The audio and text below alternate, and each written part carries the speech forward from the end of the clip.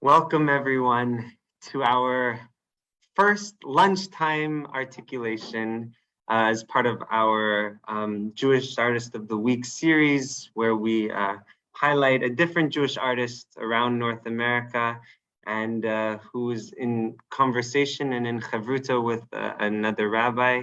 Today we have the great privilege and honor of hearing from Rabbi Jason Herman, the Hudson Yards Rabbi, and with his leadership as well on the IRF, is a very well-spoken and well-thought rabbi.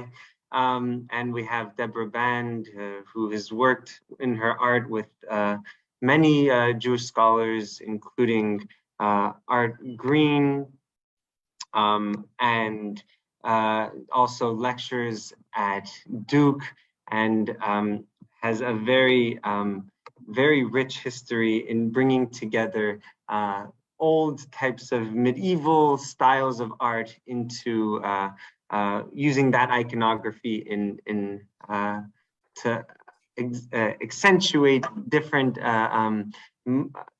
symbols and add so much beauty in all the work she does. Without further ado, Rabbi, would you like to present us a little bit about the Parsha before we begin? Thank you so much. I think that is a beginning, but I want to say first, actually, before I begin with that, just to thank both Dvir and the Amen Institute, and to thank Debra, who've both been wonderful to work with. It's been an exciting project, and I'm excited for the conversation that we're about to have. So to begin, we are looking now at Parshat Vayechi, which will be the final Parsha of the book of Bereshit, the book of Genesis, the first book of the Torah. And it takes place about 17 years after the conclusion of last week's Parsha. Last week's Parsha ends with the reunification of Yaakov, of Jacob, with his son Joseph in Egypt. The brothers have come down to Egypt, and Joseph settles them in the land of Goshen and prepares to take the rest of Egypt through their 5 years of famine. And 12 years after the famine ends, Yaakov is still in Goshen. They have remained in Egypt, and now we find him coming very close to the end of his life and wanting to put the sort of last bit of affairs in order. So it begins with actually making sure that even though they're in Egypt, he's not going to be buried there, which I think is beyond just a personal favor to Yaakov. There's certainly nationalistic implications. Yaakov's sending a message to his children that your focus needs to, be elsewhere, that your homeland is this place that we're going to return to. Unlike where you see at the end of the Parsha, Joseph is just left in a coffin in Egypt, but even Joseph says, when you eventually leave here with, take me with you, take my body with you. And then most of the middle part of the Parsha is you'll see Yaakov is then wanting to bless his children and grandchildren, give them sort of a final message and his part of his life. And I believe some of that will come into play when we'll talk about the artwork and speak a little bit about these blessings and what they mean. In some ways, they might not even really be blessings, but we think of them as such. Then you see the passing of Yaakov and a very, very long descript funeral procession all the way back to Canaan. And Yaakov is buried in Ma'arat Machpelah, the cave of Machpelah, where Avram first acquired to bury Sarah, and eventually Avram himself was buried there, along with Yitzchak and Rivka, and Yaakov states that he buried Leah there. And then the brothers return to Egypt. They're expecting perhaps Yosef at that point to take revenge, and Yosef assures them that no, God intended them to come down as one family, and when Yosef came down, it was intended for good. And then Yosef sort of at that point tells his brothers that he is definitely with them, and swears that makes them swear to him that when they eventually leave Egypt, they will take his body with them. And Yosef, despite being one of the youngest brothers, is among the first to die.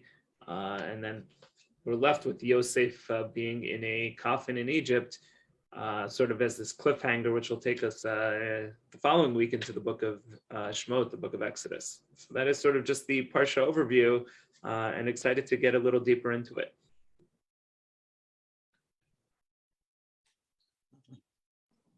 Wonderful, wonderful. Thank you so much. And Debra, will you walk us through the art that came about from the conversation that you both shared? I would be honored to. First, let me say it's great to be with you this afternoon, and I'm so grateful to Dvir for organizing this program. This deep dive into Vayechi has been a really exciting project, and it's been wonderful to share ideas with Rabbi Herman. So let me tell you a bit about the painting that's resulted from this collaboration. Much of my work, apart from hundreds of ketubot, is a number of illuminated books of biblical texts, each a collaboration with leading scholars, and each begins with extensive study of academic Bible studies and midrash. And for 30 years, I've been working on building a Jewish visual symbolic vocabulary to express abstract values with images mostly drawn from midrash.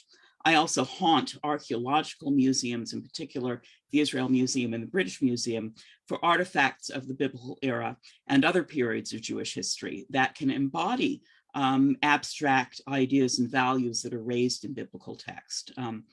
Jewish arts have always been pretty thin on this, largely, I think, because we've always had a high degree of literacy and so didn't need to learn our religion through pictures the way, say, medieval Christians did. But in this very visual internet era, I think visual symbolism has a renewed importance. And I've brought all of this to bear on this interpretation of Vayechi.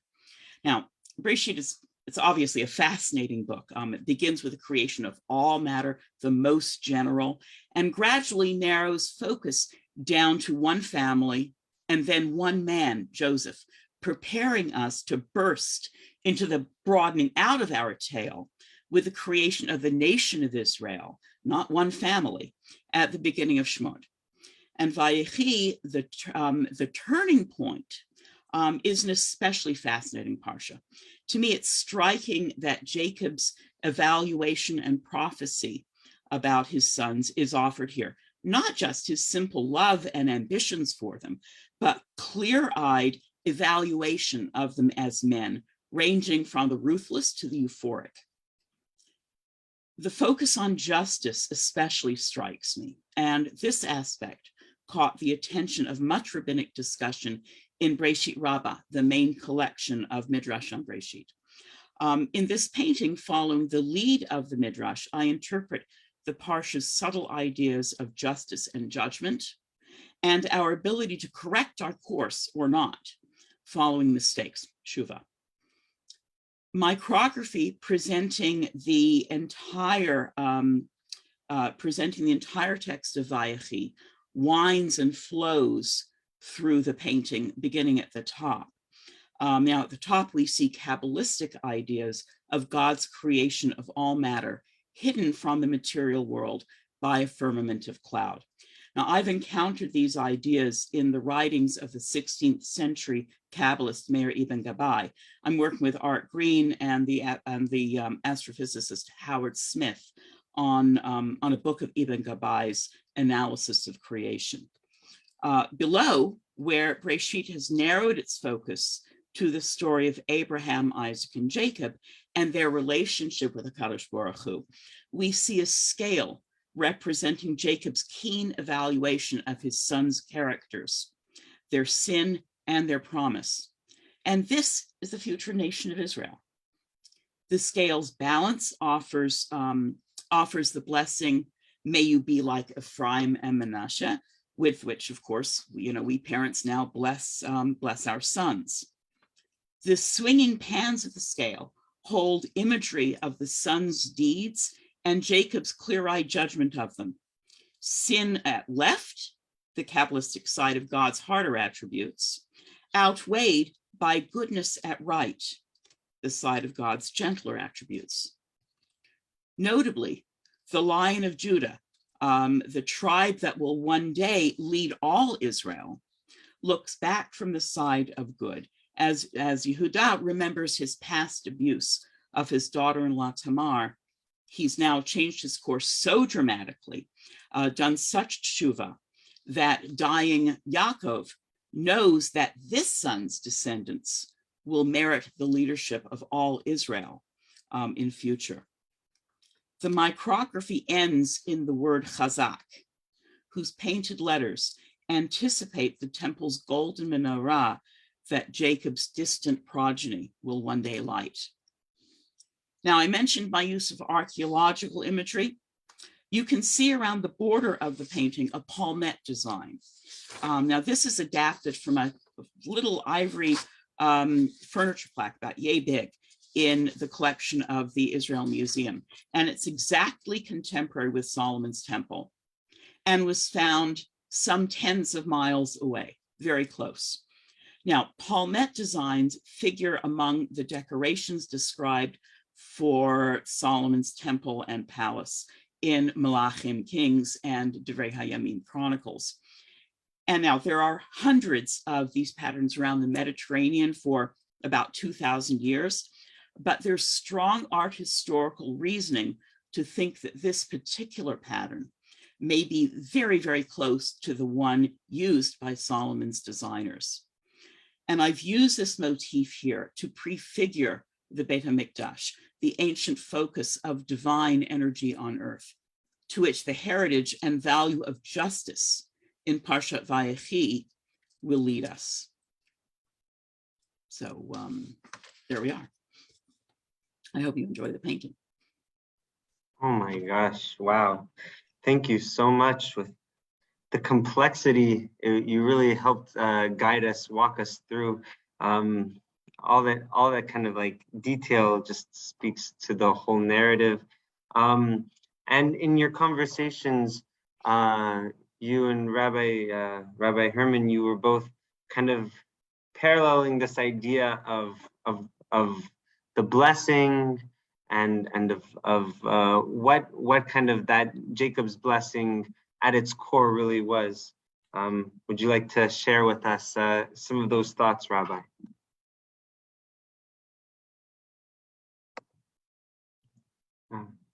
Yeah. Certainly. Well, first of all, thank you, Debra, for that. Just first of all, the outstanding piece of work and just the really the great explanation taking us through. So actually, just I mean, I might comment just first on the art. I know we'll maybe have some longer discussion later, but I think it's a fitting piece not only for Parshat Vayechi, but how it fits in with the overall sort of flow and direction of the book.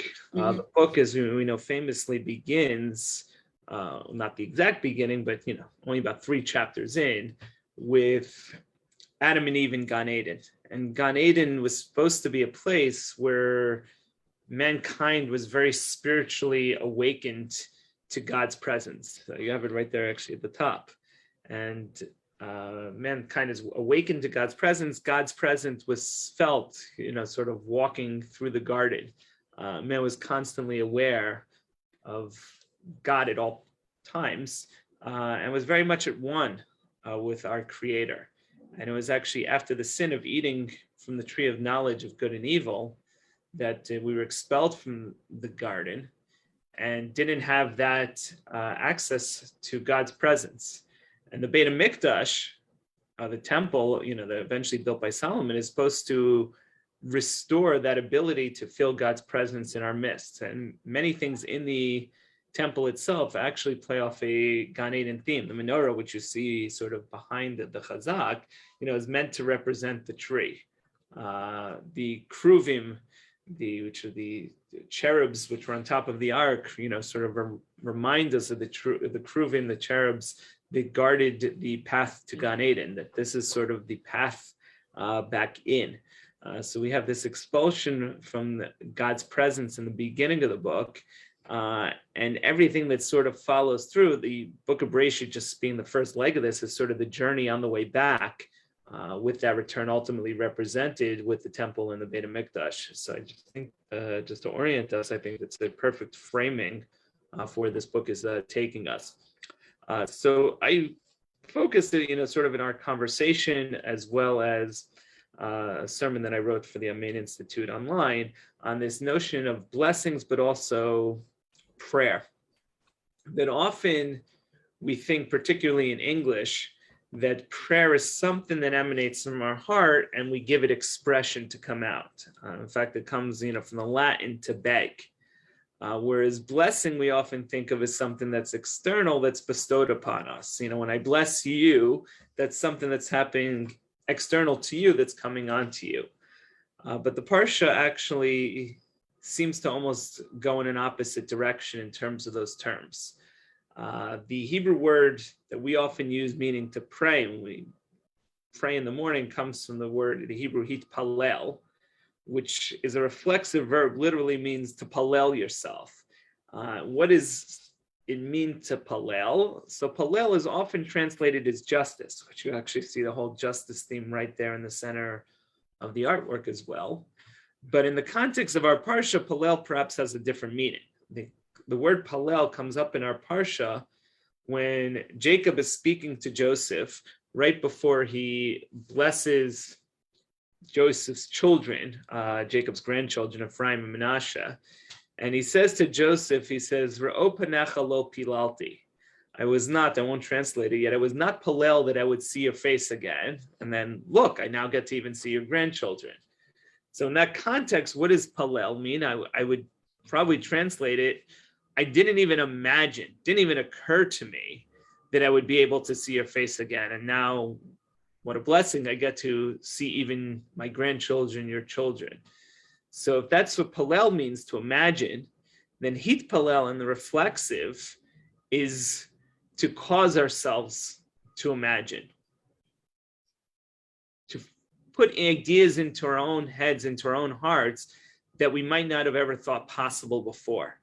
And that's something that Rabbi Shimshon Raphael Hirsch says, that actually for Jews, prayer is actually, we want to infuse ourselves with divine ideas, to think about things not as we would normally think about them from our own human perspective, but to make sure that we're looking at the world from a divine perspective. And that's what it means to actually pray. Blessing, on the other hand, is, while it's something you might say to somebody else, but you're trying to actually reflect that actually, which is the strength of that person's character. And what Jacob is doing when he blesses his children, he's actually reflecting on their strengths, and in some cases, even perhaps their weaknesses, but telling them, where their character lies, where they have to focus on. And he's speaking about something that comes from within them. And the Parsha itself actually says, Ish kivirchoto berachotam, that he blessed them according to their blessing. It's not just something that he hoped for them, he wished for them, but actually was reflective of, how they lived their lives and who they were and where that would come from. But ultimately, that internal thing that he's giving expression to in the blessing comes in the service of the whole family, and ultimately the service of the Jewish people, to eventually bring us along this journey in that destination. So it's almost the opposite of where we think of the words blessing and prayer mean in English, and comes in a different direction. But I think with that, actually, sort of our hope in taking this, from the Parsha, that we be able to appreciate the blessings that we see in others and give expression to that. And when it comes to ourselves, when we pray, to focus on and try and infuse ourselves with divine ideas, and to make sure that we're looking at the world through God's eyes as well as our own.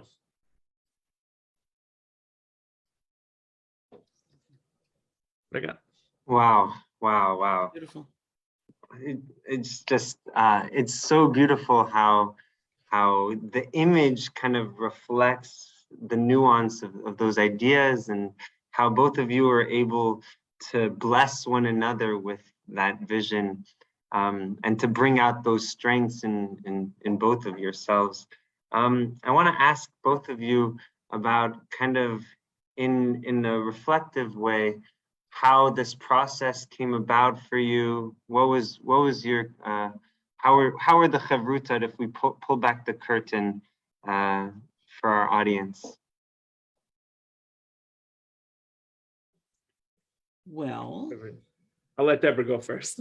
it was very interesting because I had done a degree of study of this, looking into the midrash and some of the sort of academic criticism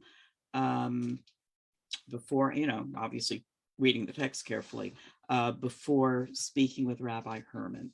And I sort of located the justice theme that I wanted to work with. There's a long passage of Midrash that really focuses on this in a very granular way about each son. And it struck me that, this is what Breshit has led us to, this notion of justice. And then speaking with Rabbi Herman, and he had this other take, looking at the linguistics and looking at this other significance of Palal. That was very fascinating for me to hear. And it was he who reminded me, when we finish a book, we say chazak, chazak, chazak, v'nid chazek. And oh yeah, right, wow, that really adds here. I really do need to bring a focus on the flow of the book toward this last moment into this piece. So it was really helpful, really stimulated a whole other way of thinking about the parsha. So I hope that helps. But I think for me, I was, very, it was very important, for that, Debra, the artist, that the art would speak first to her and through her. And I wanted to hear, how the art was coming about. And then as I was listening to first, describing the art and then seeing a sketch, then only at that point, add in just sort of almost, free association, what ideas came to me just in listening to the art, seeing the sketches of the art, and coming to me. And I thought, initially at the Gan Eden notion, this distinction actually came out first of, part of what happened in Gan Eden, which Rav Shimshon Raphael Hirsch, although I think I remember seeing it, I couldn't find the reference in a piece by Michael Wishegrad, of the distinction of actually eating from the tree of knowledge of good and evil is before you got to the story of Gan Eden in the garden. God was the one that always was making distinctions, what was good and what was not good. Mm-hmm. And we as humans sort of wanted to start making those distinctions for ourselves. That's what it really means to eat for the tree that distinguishes between good and evil. We want to decide for ourselves what we think is good, what we think is bad. And the rest of it is then sort of a process of, sort of relearning that it's not just what we think, that ultimately we want to consider what God thinks. And as, Debra rightly pointed out, just, I saw the flow of just the leading, she wanted to lead to the Beit HaMikdash. And I thought that ultimately gives us, strength after all this. And I, thought of the Chazak, and I was happy to make that small contribution. Yeah, that's great. To the piece. Yeah, it's what you've just said is really interesting to me, because in recent years I've come to look at Breshit as among lots of other things, as the story of the gradual what's the word I'm looking for? It's Hivdil, it's dividing, it's distinguishing characters, it's sorting out from chaos, it's dividing things into and creating order. It's creating order from chaos and refining and refining and refining that order. And I think this parsha can be seen as a culmination of that in Breshit. What is it that's important?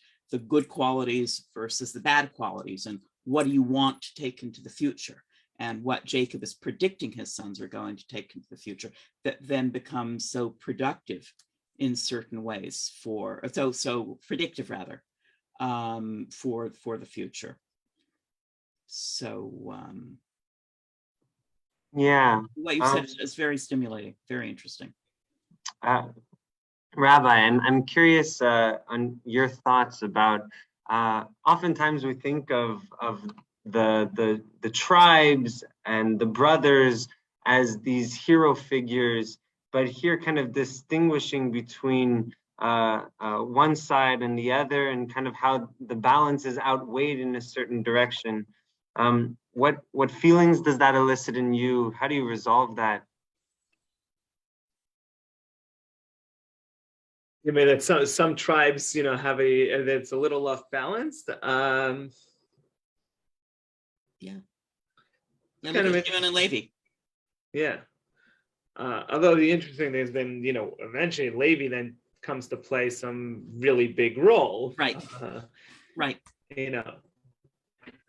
It's on the one hand, like we want to think of them as 12 equal tribes, and in some ways they are made equal. Like when you look, all the way, let's say we get to the book of Bamidbar, the book of Numbers, they're sort of in equal encampments around. But we also know population-wise, they don't end up being the same size. Right. Their future is not one of equality. They play very different roles going forward. And even after the kingdom splits into a northern kingdom of Israel and a southern kingdom of Judah, they play very different roles there. Ephraim dominates the northern kingdom, whereas Judah, compared to Benjamin and Shimon, who are left in the southern kingdom, end up playing more dominant roles. And if I were to say, in terms of how I understand that, is I think sometimes that we think equality, and this is, somewhat maybe of a Western, I don't even know where it comes from, the idea that equality, is something about equal outcomes. Right. And it's not necessarily outcomes aren't always equal, but it means that the equality here is that they're all starting as sons of Jacob. In fact, it says that the sons of Jacob are 12. These are the sons. It's not that he didn't have 11, he didn't have 13. 12 are the sons, and they're all starting from that same point. But the roles that they step into and what they do with it, I don't think there's an expectation that it's necessarily going to be equal. There's definitely, choices. And in fact, in this parsha, it starts, the blessings portion of it starts actually with, Jacob looking for who is going to be the leader. And it's almost like he's working down the list. So it starts with Reuven. Reuven is compulsive, contemptuous, and he's, even though he's a disappointment. He's a disappointment, and he's the natural choice because he's the firstborn. Right. So it doesn't go to Reuven. Then you look to the next two, if you're going to go in age order, it's Shimon and Levi, and they have a very violent past. So it's not going to be them. I've got them here as swords, right, or as bloody scimitars in the background there. Yeah. And then you finally get to Judah, as number 4, and you can pick a leader. But even then, Yosef sort of has a double blessing and becomes 2 tribes as opposed to the others. And actually, I was reading an interesting piece this week that was sort of to raise the status of Joseph's mother Rachel, because we made a point, actually, if you go back to Parshat Vayechi, she was concerned that she would have been lower than Bilhah and Zilpah, who were the maidservants, that they produced 2 tribes. Leah produced 6. And if she didn't give birth to Binyamin, she would have only had 1 tribe to their 2.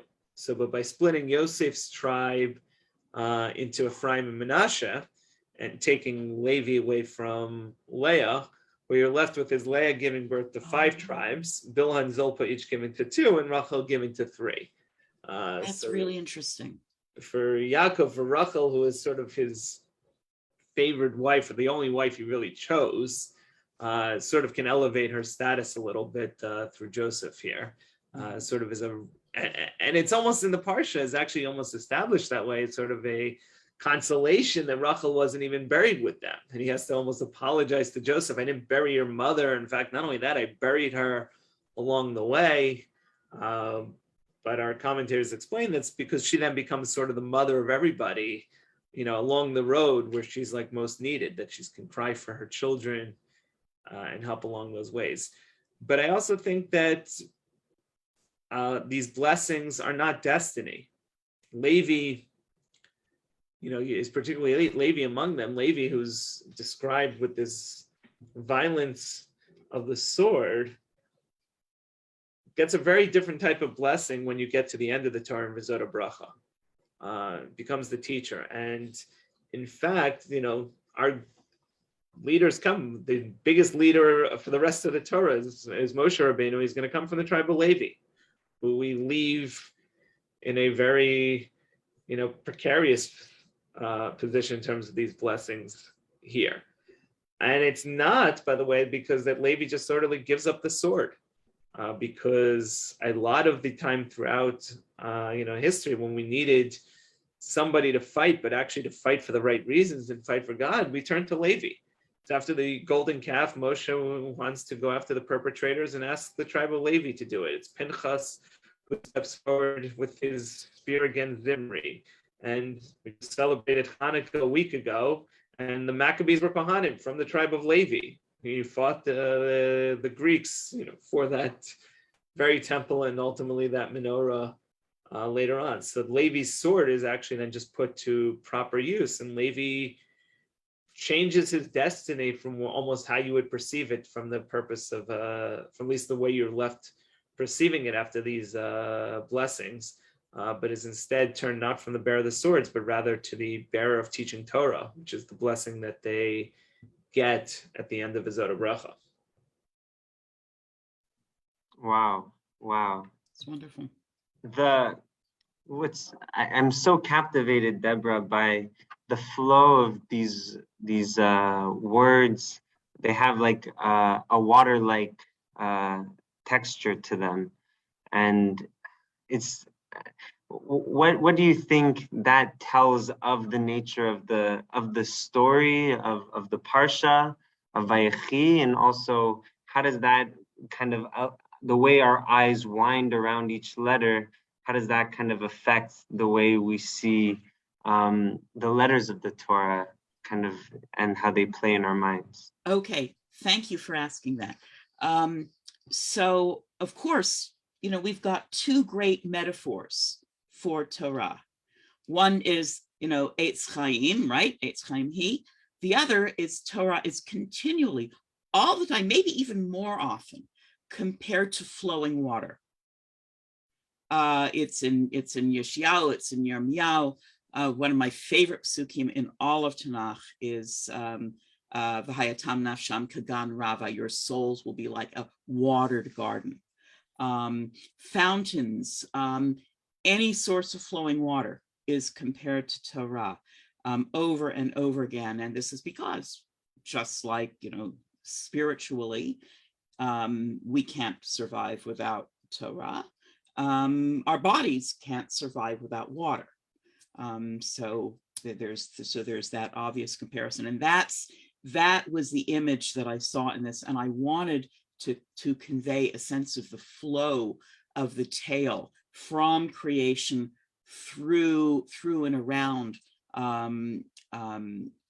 this blessing of the sons, and then downward toward, through Chazak, leading us to the point where, boom, we're going to spring into Shmot and the creation of the full-fledged nation. So that's where the water idea came from. So so it's sort of an adaptation of this idea where you don't even have to go into the midrash. It's all over the texts from beginning to end. And kind of continuing that idea, I want to keep hearing your wisdom, Debra. That the idea of like starting in this very elusive place of God's tetragrammatron, and winding our way down into like something solid, something physical. Do you feel like kind of the water that kind of flows in between states of something tangible versus the elusive, and how that's kind of slowly crystallizing and forming identity is very at the core, I think, potentially of like these titles that we're giving to these individuals, these individuation moments of your identity. Before, when there were just 12 babies, maybe they didn't have identities, but at the end of Jacob's life, after he's able to look backwards on the blessing, there's something that eventually gets set in stone, that the Torah kind of like defined at that point. Yeah, absolutely. So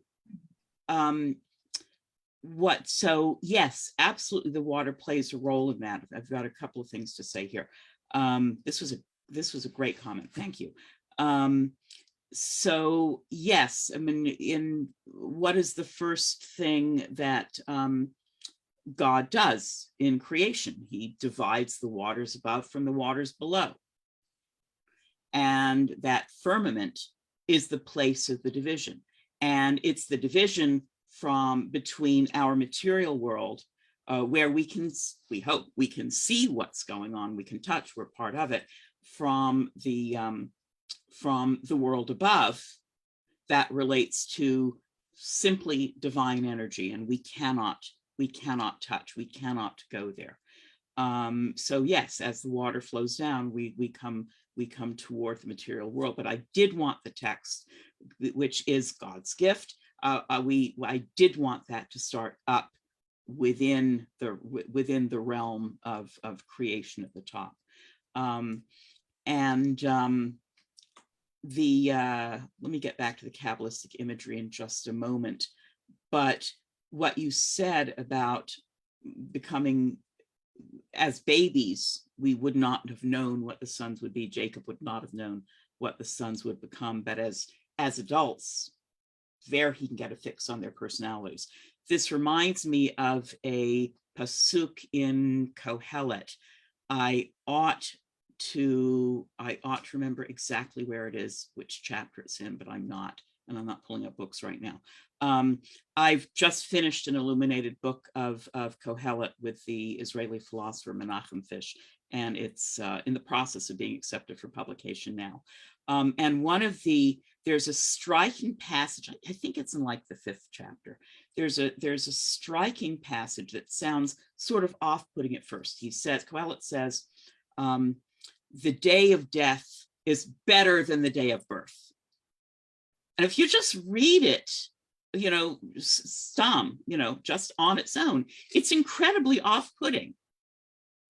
But when you read through his argument in the book from beginning to end, what you understand that he's saying there is that when a baby is born,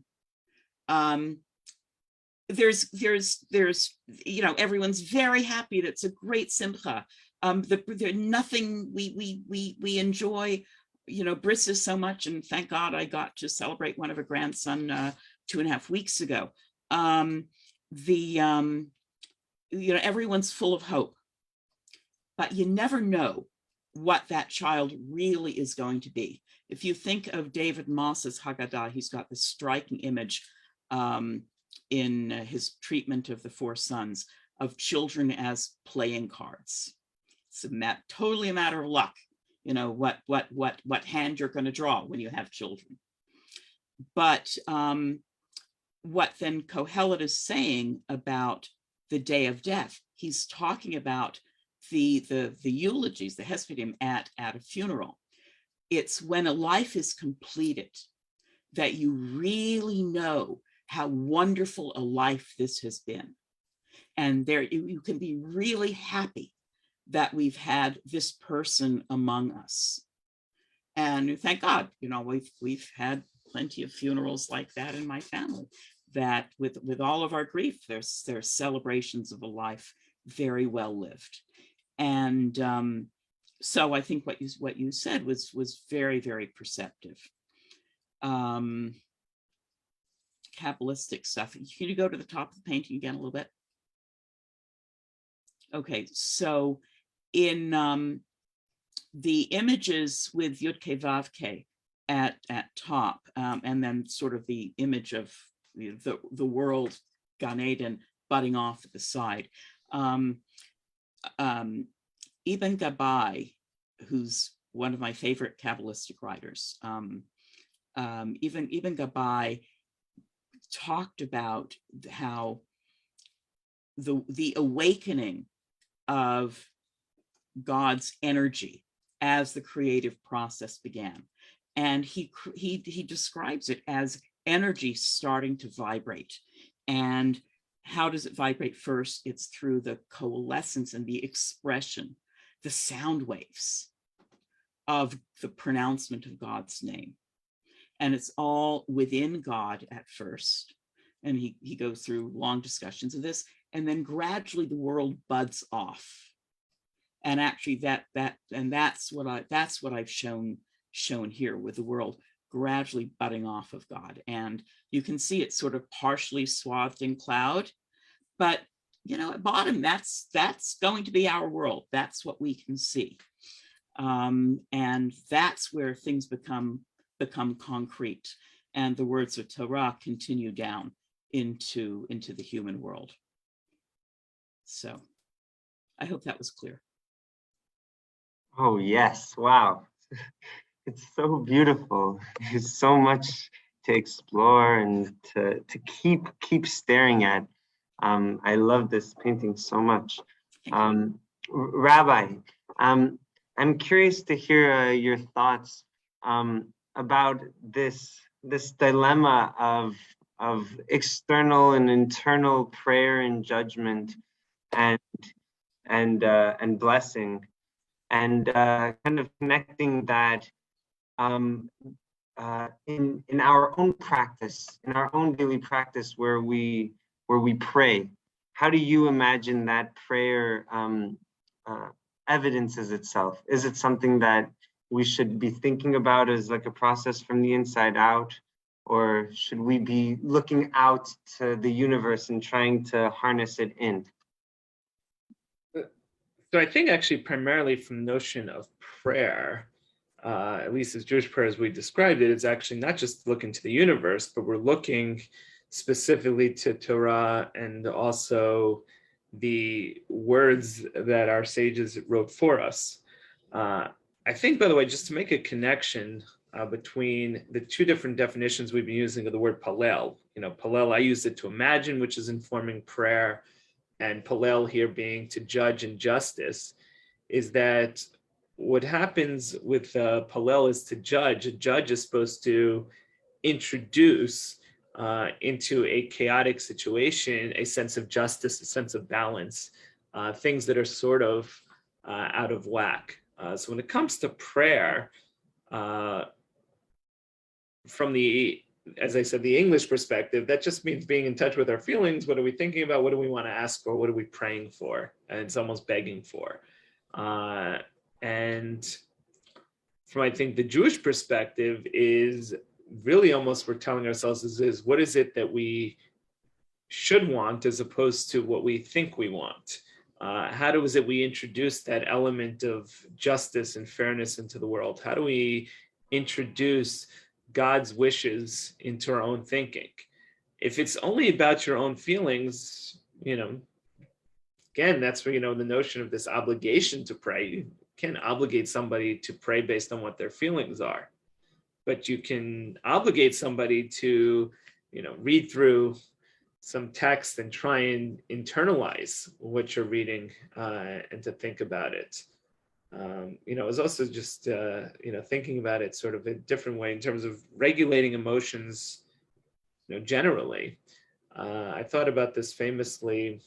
We just actually hit this in the Gemara of those that do Daf Yomi, the daily cycle of learning Talmud. The Talmud did mention, recently it says, Mishneh Nas Adar Mar B'Simcha, that you should, when the month of Adar comes in, which this year will be a little further away because that's a leap year, though we'll get the first Adar, you should increase your joy, you should be happy. And what if you're not happy? How do you make somebody happy? And I think the answer, which the Gemara alludes to, is you look at the opposite. When it says Mishnech Nas Av, the month of Av comes in, Mimatim B'Simcha, we reduce our happiness. But there it's very specific. It tells you how to do it. It says, don't eat meat, don't drink wine, don't have weddings, don't engage in, concluding big commercial deals that are going to make you happy. So what does it mean not to be happy? When Av comes in, it means don't do the things that make you happy. So what does it then mean on the opposite? When Adar comes in, how do we tell you to be happy? It means go do the things that'll make you happy. And so too, I think with prayer is not just tell us how you're feeling, it's focus on what you should be feeling. What does God want you to be feeling? And that's what it means to engage and have a conversation with the words of the Siddur, the words that Jews have been praying for thousands of years, and try and connect to them. Wow. Thank you. And seeing kind of like the parallel in this piece of up top, the divine realm in which the natural world kind of breaks off into from God's blessing, God's abundance of blessing. We have at the bottom kind of these reverse menorahs of the natural world in these flowers. That's nice. being kind of in conversation with our own identities, with the menorahs that we create, and the blessings and the creations that we have through our temple can metaphorically be that which informs us of what needs to be done in the natural world. I like that. Let me break in for just a moment. I like that discussion of the flowers. This is actually an ancient, each of those is an ancient Egyptian pattern of papyrus blossoms, papyrus reeds and blossoms, which of course were the source of paper on which documents in ancient Egypt would have been written, or the papery substance. And so I thought, since we're talking about writing here, I thought that would be this is something that is closest contemporary to the tales as I can come up with. So that's what, so it's, if the writing itself is spiritual from God, the papyrus comes right out of the riverbanks. So. Wow. And it's the physical letters that we're creating, the chazak, really, where we're able to make those words come to life. That's lovely. That's great. Wow. And I have a final question for both of you of the centrality around the blessing of Ephraim and Menashe as a blessing that gets carried into on a weekly basis. You have this narrative that you're telling of the nation being created, being born out of the familial blessing that's created, that family blessing ends up being retold on a weekly basis. How do we get from this Ephraim and Menashe, from the blessing that we have in the family structure, in the family unit, how do we get to this dream that we're not yet at, towards a menorah in the background of the chazak? It's a process, right? Jacob still, the Breshit still says that Jacob blesses his sons. Even when he's coming out with some incredibly harsh words, incredibly hopeful, but also incredibly harsh, he's blessing them, and the blessing is full of hope that they will become what we hope our children will become. It would have been nice to be able to find a way of putting the blessing for the girls in here too, but that would have strayed from the text. But yeah, it's when we bless our kids every week, it's a matter of hope that they will become the people we want them to be. Beautiful. Rabbi, do you have any insights? I would just, maybe point out what almost, I don't know if it's the obvious, but it's Yaakov's blessing of Ephraim and Menashe. It's the only time in the Torah that we actually see the interaction between a grandparent and grandchildren. That's right. And I think there's something really central actually to that, of just how really multi-generational this is. And Debra told us at the beginning how she's blessed to celebrate the bris of a new grandchild, and so again, mazel tov on that. But I think that there's that really certain blessing when you see your children have children, and that this goes even just a step further, that this is a process that happens, not just having children and teaching your children, but that you want to see it go another generation, and it goes further. And the parsha actually even ends sort of alluding to that theme. It tells us actually it was a blessing of Joseph, that Joseph actually was blessed to see great-grandchildren.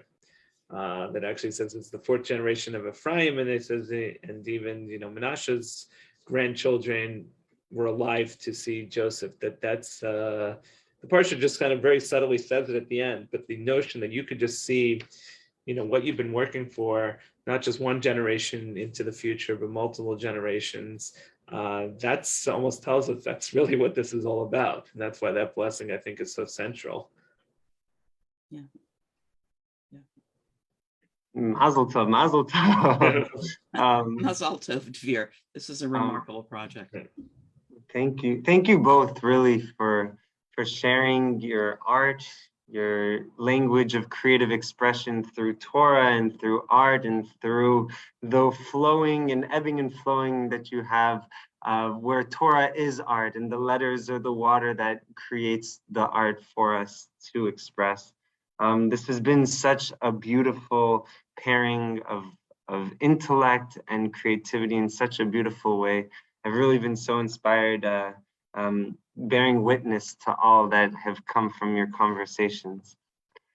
Thank you, Dvir. Thank you, Debra. Thank you, Rabbi. Thank you, Dvir. This has been a wonderful experience. Mm-hmm. And for all of you watching at home, you can follow all of the Amen Institute articulations on the Facebook page. And if you want to sign up for the newsletter, you can see the Dvar Torahs and the art pieces all come to life on a weekly basis. So keep watching. Thank you all. Thank you. Be well.